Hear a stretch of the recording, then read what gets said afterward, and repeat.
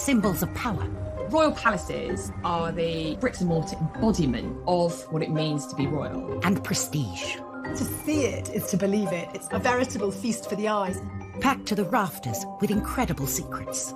From royal courtships to royal births to royal marriages and scandals, the palaces have played host to all of that. In this series, we step beyond the Golden Gates. We all want to see inside the palace walls. You feel as if you were being let into a secret world.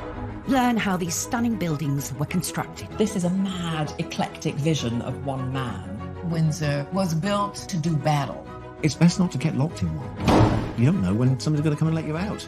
Unveil their spectacular artworks. The royal collection is simply stunning. The story of the tiara is like a spy mystery. We can only imagine how excited the Queen must have been. Delve into their gruesome histories. Frankly, if you're going to cut the head off a king, it's got to be done in a palace. And revisit recent events that have shaped the modern royal family. I could see that his legs were trapped. Camilla was one of the most unpopular women in the country. To see those images of the castle in flames, there was an emotional impact for the nation. This is The Secrets of the Royal Palaces.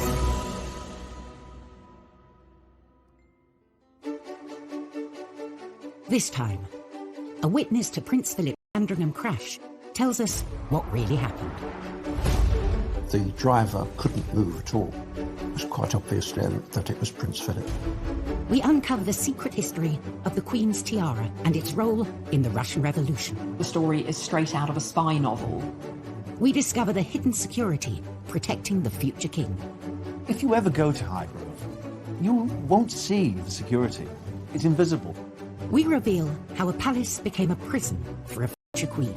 Wonderful, marvellous Kensington Palace was to Victoria a miserable place. We peek behind the scenes at the exotic seaside pleasure dome plundered to decorate Buckingham Palace. This is a mad, eclectic vision of one man and his fantasy of the East. And discover why the king hid in a cupboard and then lied about it. They wouldn't want to think of their king as this nervous man in a tiny box room. The British royal palaces are the star attraction for millions of visitors to the UK each year. Now, we all want to see inside the palace walls. It's somewhere that very, very few of us are going to get in our lifetime. Some royal palaces are frequently open to the public, but others are rarely accessible, like the Royal Sandringham Estate. The Queen and Prince Philip spend the winter months at Sandringham and enjoy the freedom the vast estate provides, often driving themselves around. It's very normal to see the Queen and Prince Philip driving around, and no one bothers them, and that's why they love it.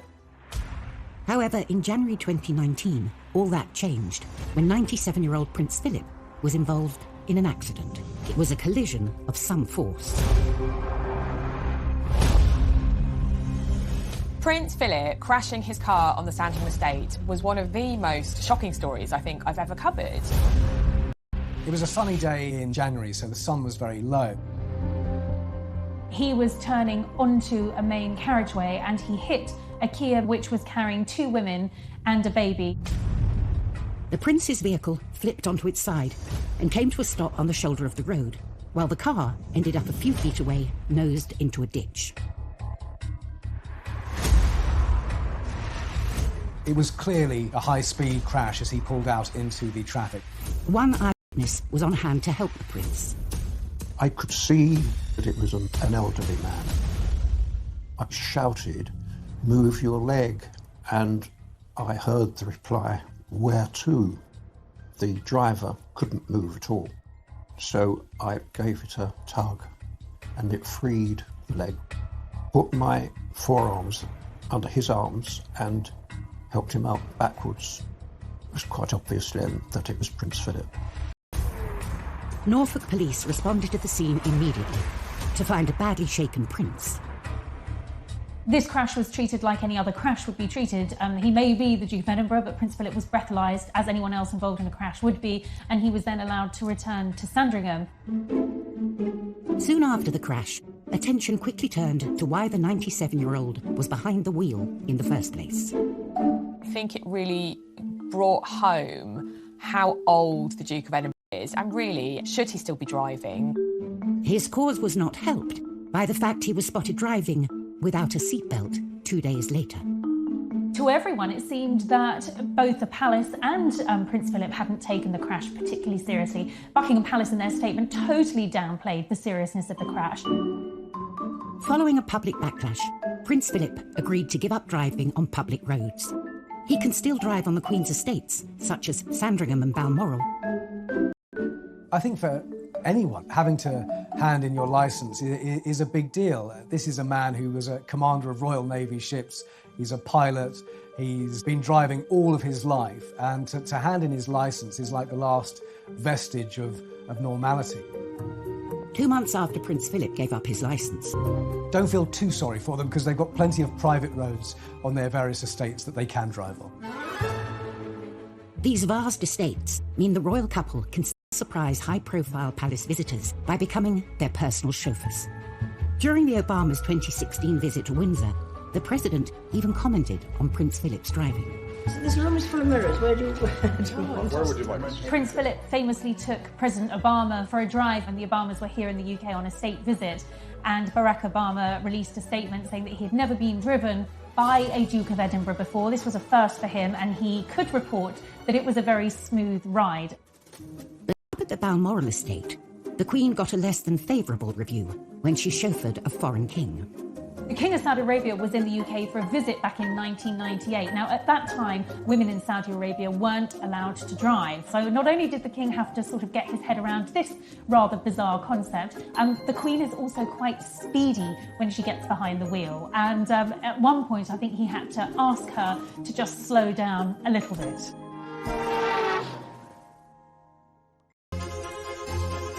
The royal family has owned Sandringham for over 150 years. Windsor Castle easily trumps that and has been housing royalty for more than 9 centuries. But not all royal palaces have such historic lineage. The newest palace in the royal portfolio was actually bought and chosen by the future king, Prince Charles. His country house, Highgrove. For Prince Charles, Highgrove is really just home. It's where you kick your shoes off, put your slippers on, get yourself a cup of tea or coffee or a beer and enjoy yourself. It is certainly his #1 home. It has a nice sort of lived-in feel. It's the place where Charles really likes to go to more than anywhere. But one thing sets Highgrove apart from other royal residences. He bought it.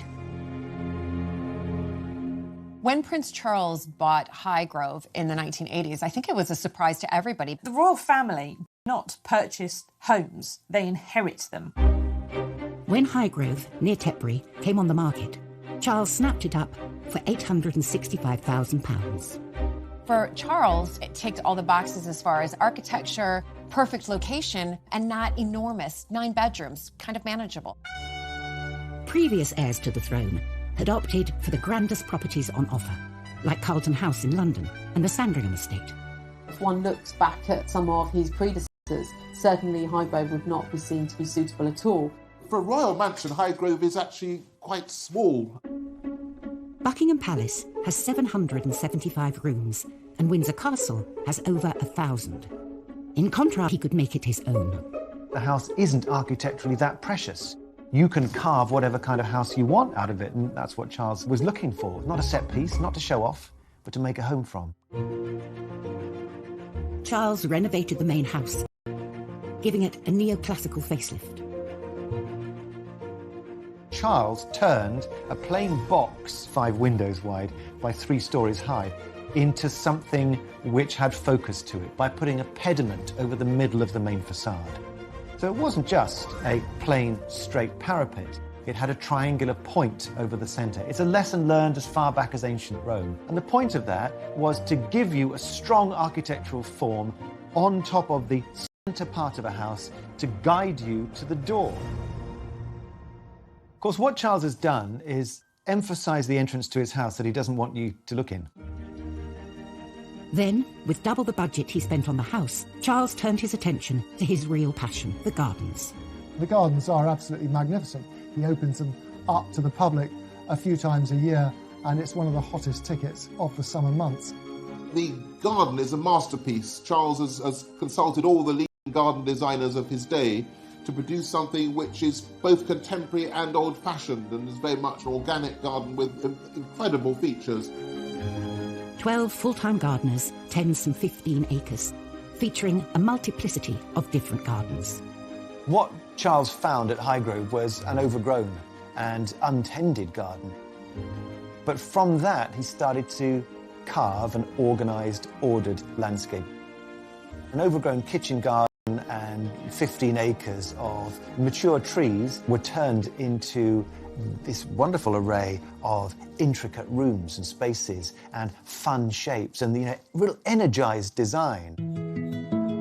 Charles's new gardens created the perfect playground for young princes William and Harry. They included the sundial garden, a kitchen garden, and a 4-acre wildflower meadow, which is still flourishing today.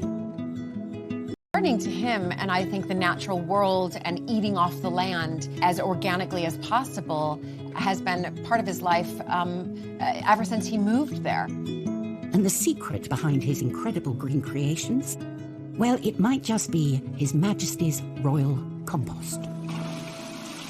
The Prince was particularly pleased to show me his sewage garden. So the Prince had heard about reed beds, which deal with the sewerage in an organic way. And so that's what he has now. These large but very beautiful reed beds where the bodily waste, royal and otherwise, is processed. It's great. I mean, who knows? Is the royal sewage, sort of some of the best fertilizer in the world? Coming up, how and why Prince Charles turned his country palace into Fort Knox. People like Prince Charles were very much top of the IRA's hit list. And how Sandringham was secretly transformed into a radio station for a king's speech. This whole broadcast is a white-knuckle ride for the BBC's engineers. You've got telephone lines to book, you've got transmitters that need to be working. Microphones were enormous. These big metal contraptions, sometimes on wheels, with lots of cables. It's an amazing engineering feat.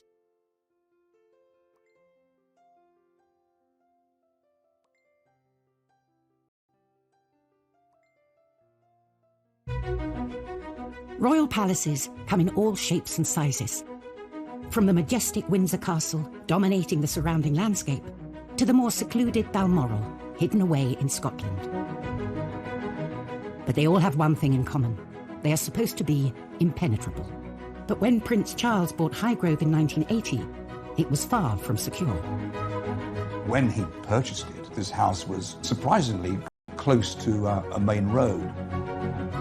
It was quite open, so it was quite easy, obviously, from the main road to kind of see the property. Anybody could at that particular time, scale the fence or the brick wall. And Charles had good reason to fear for his safety. In the early 80s, there wasn't the security risks we have now. Instead, we had the IRA and Northern Irish terrorists and separatists. And of course, he had earlier already killed his great-uncle Louis Mountbatten. People like Prince Charles were very much top of the IRA's hit list. For a future king, for the heir to the throne, now to be living out in the countryside in a relatively open area, obviously these measures needed to be brought in to protect him. Charles's team set about rerouting nearby public footpaths and putting in place an aerial exclusion zone. They also installed secret security perimeters that would take a trained eye to spot. If you ever go to Highgrove to look at the garden, you won't see the security. It's invisible. There's no big fences, there's no barbed wire, there's no patrolling dogs. What you are not aware of is that there are cameras, there are ground sensor alarms, there are police officers in the permanent police station on the grounds who are getting all kinds of data fed into them from the exterior. So they know who's there and who's not there. It's just... Should the perimeters fail, the Georgian house has a secret backup plan. A very modern facility, a panic room. All royal residences have panic rooms, a place where the royals can go in case of emergency. There is one at Highgrove. It's steel walled, and once the royals are locked inside, you can't get at them at all. It tends to be a room is safe. You can lock yourself in with a phone and maybe some water and a sandwich until, the cavalry arrive to retrieve you, drop a rope down through a hole in the middle and escape in a helicopter. It's best not to get locked in one. You don't know when somebody's going to come and let you out. Highgrove's panic room has never been used for its intended purpose, but it was the site of an embarrassing incident involving former Tory MP Rory Stewart. And Rory Stewart had tutored William and Harry, and he became a great friend of Prince Charles, and he was staying at Highgrove one weekend, and inadvertently he went into the bathroom. But this was no ordinary bathroom. It was the panic room. And he couldn't get out. Well, it was armour-plated, the room. So he had to call and shout. And then eventually Prince Charles came in his dressing gown. And they eventually got Rory Stewart out. Amid much laughter, I have to say. Prince Charles took it very well, and he thought it was very funny. Hidden security keeps Highgrove and the other palaces safe and secure for the royal family. But at Hampton Court in the 15th century, nothing could protect the king from himself. Henry VIII was famously celebrated for his skill at hunting and jousting in royal palaces like Hampton Court, but this passion would prove to be the king's secret downfall. In his early years, Henry VIII was renowned as good-looking, young man, such an athlete. By the end of his life, he got pretty fat, 28 stone, had to be carried around his palaces because he couldn't walk. And he had these dreadful sores that smelt so bad you could smell them from rooms away. In 1536, at Greenwich Palace, Henry has a terrible jousting accident. The horse, covered in all its armour, fell on him. He injured his legs, and this began these really painful ulcers that he had throughout the rest of his life. He really couldn't get anywhere. He actually had a special king's tram, like a sedan chair, that he was carried around Windsor Castle. By 1547, he is too ill. They lanced these awful ulcers with these massive red-hot pokers. His pain made him black in the face. In the 28th of January, 1547, those dreadful ulcers that had made the great king so sick, so in pain, and for many, so repellent, they finally brought an end to his life at Whitehall Palace.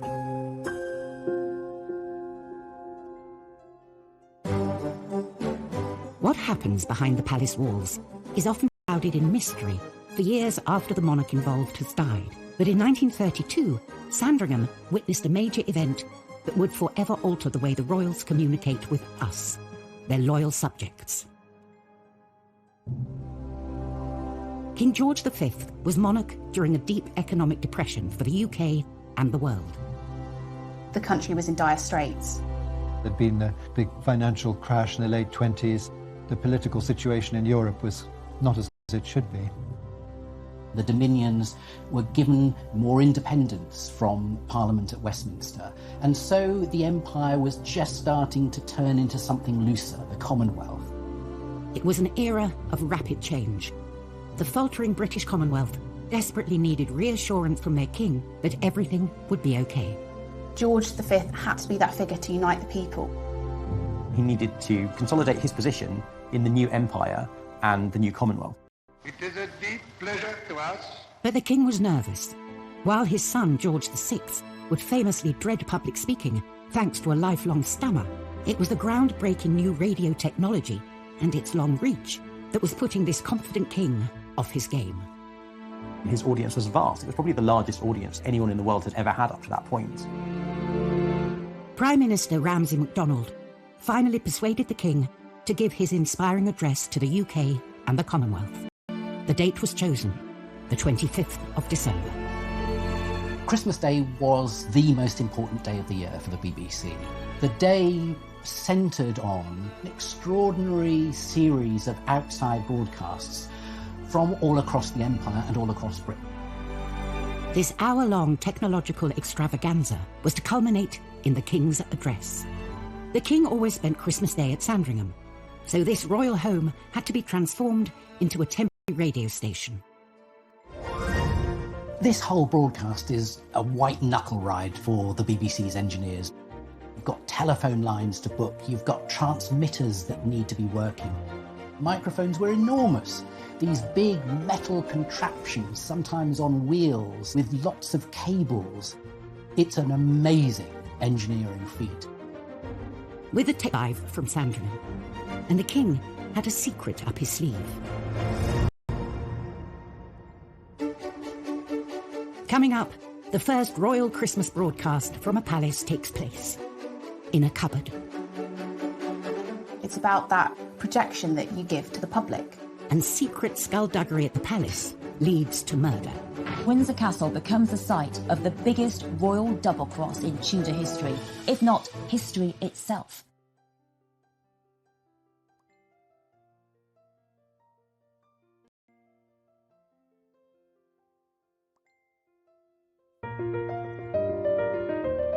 Britain's royal palaces, backdrop to some of the most important events in our history. From Churchill's victorious appearance on the balcony at Buckingham Palace, to Harry and Meghan's Windsor Castle wedding.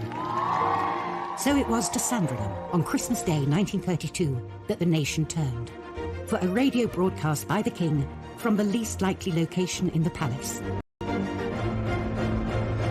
A cupboard. King George V is moments away from an address to his people in the first ever royal live radio broadcast. His objective was to unify an empire that was developing into something the likes of which the world had never seen, the Commonwealth. Inside Sandringham, the king had 775 rooms to choose from. The official photograph suggests it took place in one of the many grand rooms. The photograph we have shows him in what looks like a drawing room. It's heavily decorated in that Edwardian style that Sandringham is known for. But this was staged for the camera. The king actually decided to make this important speech from one of the smallest rooms in the palace, a box room under the stairs. A fact they had to keep secret. It's about that projection that you give to the public. They wouldn't want to think of their king as this nervous man in a tiny box room at his country bolt hole. They want to think of him as a stately man, a confident one.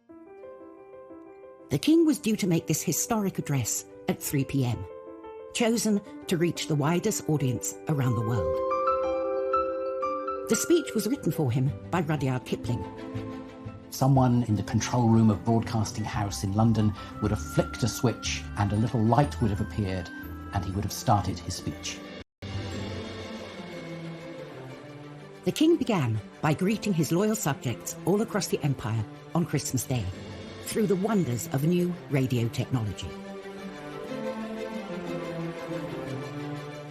We can see this intimacy in the language George used. He speaks in the first person. One of the things he says is, I speak now from my home and from my heart to you all, drawing attention to the fact that this is live and that this is personal. And the king signed off with the warmest seasonal greetings to all of his subjects, surrounded by their families at Christmas. And right across the empire, he blessed them all.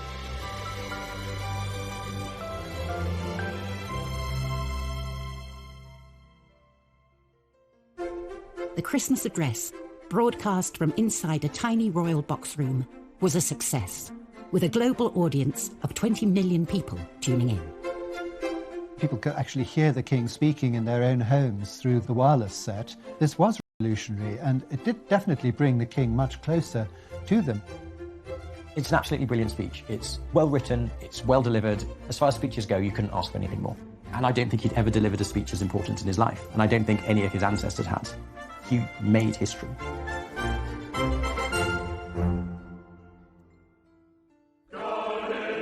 Sometimes, the palaces are used as the staging point for much more damaging deceits and downright lies, as was the case at Windsor Castle in 1536. This was Henry VIII's great deception. After breaking away from the church in Rome, Henry started plundering the monasteries, leaving the Catholic faithful in uproar. That's really very upsetting to many people in the country who feel that Catholicism is the true religion. So there began to be an uprising led by Robert Aske, a northern landowner take Pontefract Castle. They've got 35,000 men. It becomes known as the Pilgrimage of Grace. Henry flees to Windsor, and there he makes a plan. Henry invited Robert Aske to this marvellous Christmas at Windsor Castle. They pulled out the stops. Henry and Robert had a great time. They pulled the equivalent of a Tudor cracker. Henry gave them the equivalent of a Tudor turkey. And even Henry said to Robert, "You can have a gift, a crimson satin jacket." And Henry promised Robert Aske pardons. He said he would consider all the demands. So Robert Aske is convinced that the king means well, goes back to the north and says, "OK, chaps, let's call off the rebellion." No. Henry was only playing at being Mr. Nice Guy, and his plan all along was to get them back. The minute they call off the rebellion and disperse, Henry sends out his men to hunt down the rebels. They are put on trial, and most of them are executed, and Robert Aske himself is hanged, and his body is put in chains, gibbeted in York Castle. It is the biggest signal to the whole country that don't rebel against me. Thus, Windsor Castle becomes the site of the biggest royal double-cross in stench of betrayal. The royal palaces are a tantalising pit stop for visitors, eager to pull back the curtain and peek through the royal keyhole. And it's not just the buildings themselves that are the object of such endless fascination. It's also priceless artefacts accumulated by kings and queens through the centuries. The royal collection is just stunning. It's extraordinary to walk around the palaces, and wherever you look, you are surrounded by the old masters, and every sculpture, every vase is precious and priceless. Palace art and artefacts come from all over the world. The royal collection is bursting at the seams with art from China and Japan. It holds some of the most historically important examples of Eastern art that exist in the Western world. There are more than 2,000 works of Asian art in the royal collection. While many monarchs have added to the extensive collection, most of the Chinese and Eastern-inspired art was collected by George IV. He was called the first gentleman of Europe, and he was a great tastemaker. But he was also hugely satirised by the public and the popular press. He was large, he was gouty, he ate too much, he drank too much. Although he was controversial, the things he left behind are very impressive. George IV was a huge patron of the arts and one of the greatest benefactors of the royal collection. He was interested in what was going on elsewhere in the world, and he tried to draw all of that into Britain to make it a more cosmopolitan place. And his tastes are obviously approved of by today's royal family. Tucked away in one of the Queen's private rooms at Buckingham Palace are two pieces bought by George IV. This beautiful pair of porcelain pheasants were made in 1815. They'd been made in a place called Jingdezhan in China, which was the centre, the greatest production centre of ceramics since the 14th century. They're startlingly contemporary in a way. Their positioning with this sort of upright thrust of the beaks, the way that the claw grips onto the stalk beneath, it's got a real dynamism to it, but it's also very stylised. And then just having that variegation of colour, the sort of shimmer of the different feathers alongside each other, I think they're really beautiful. Now they peer over the Queen's shoulder at her visitors, as if they have always belonged there. They came from a different place, a forgotten palace kitted out by George IV.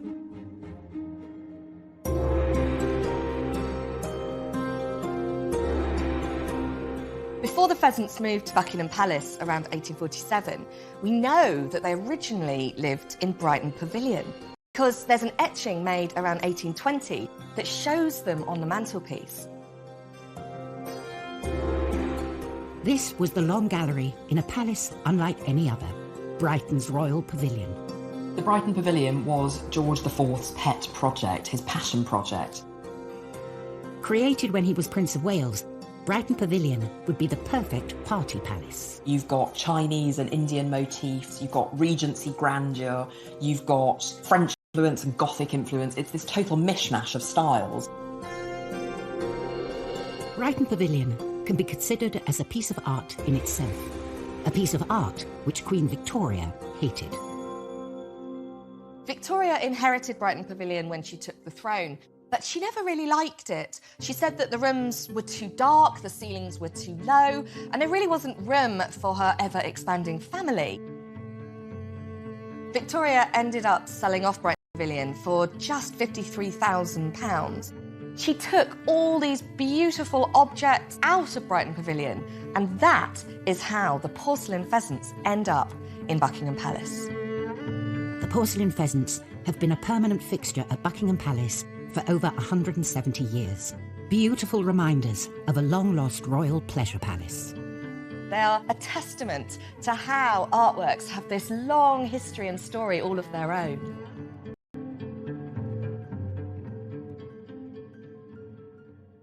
Coming up, the Queen's tiara and the untold story of its daring escape from Bolshevik Russia. The story is straight out of a spy novel. And the secret power battle between Queen Victoria and her mother. Victoria's mother, Victoire, John Conroy, clubbed together to make Victoria their creature.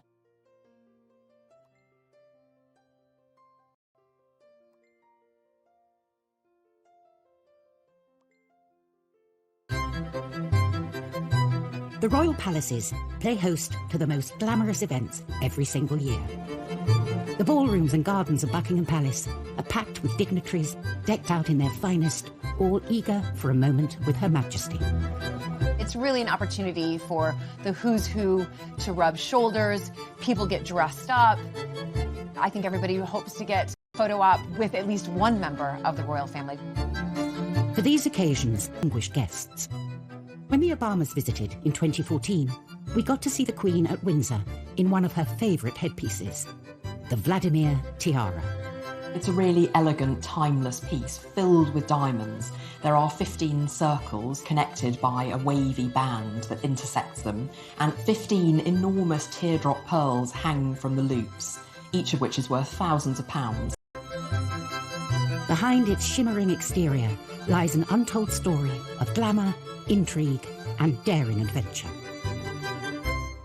The story of how the tiara got into the hands of the British royals is something a bit like a spy mystery. The story began in Russia in 1874. It was made by the imperial jewellers to the Russian royal family for Maria Pavlovna, the wife of Grand Duke Vladimir, the Tsar's brother. But after the revolution of 1917, communist Russia was no longer safe for aristocrats as wealthy and prominent as Maria Pavlovna. When the Russian royal family came tumbling down, she hid her precious jewels in a secret compartment within her home, escaping with just her day jewels. The Grand Duchess was the last Romanov to escape Russia, dying in France in 1920. Her family had lost everything, except for the jewels. Hidden in a secret alcove in her palace, the tiara was under the noses of the Bolshevik government for many years. Her son, Grand Duke Boris, persuades an art dealer friend of his to smuggle themselves into the country and get the jewels out. And then miraculously transports them 1,300 miles back across Europe, hidden in a leather Gladstone bag, all the way back to London. Queen Mary bought the tiara for £28,000. Now, that's about the equivalent of £1.25 million today, a huge amount.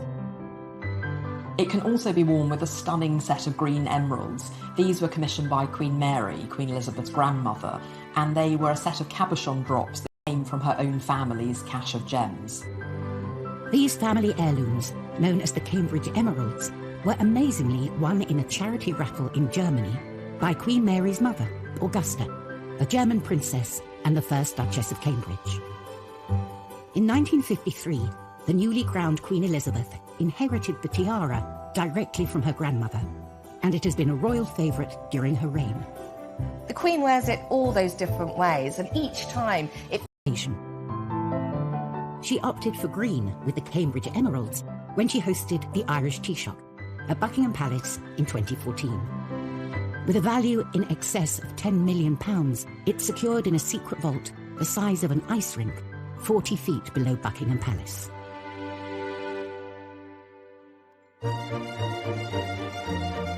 Queen Victoria moved into Buckingham Palace in 1837, leaving behind her childhood home, Kensington Palace.